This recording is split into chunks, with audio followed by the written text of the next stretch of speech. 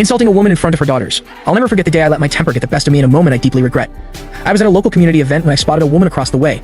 She had been spreading rumors about me for a while, and I had finally reached my breaking point. Instead of walking away, I confronted her right there in front of her two daughters.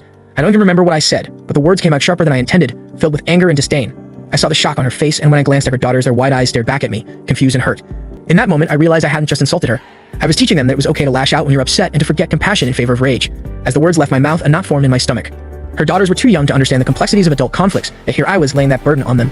I could see their disappointment, and it hit me like a ton of bricks. What kind of example was I setting? Afterward, I felt terrible. I thought about how my actions could impact those girls, shaping their views on conflict, communication, and respect. Later, I approached the woman, not to apologize for what I said, but to acknowledge that it was wrong to engage in that way, especially in front of her kids. It wasn't easy, but I wanted to take responsibility for my actions. That experience taught me that anger can blur your judgment, and that there's always a better way to handle conflict.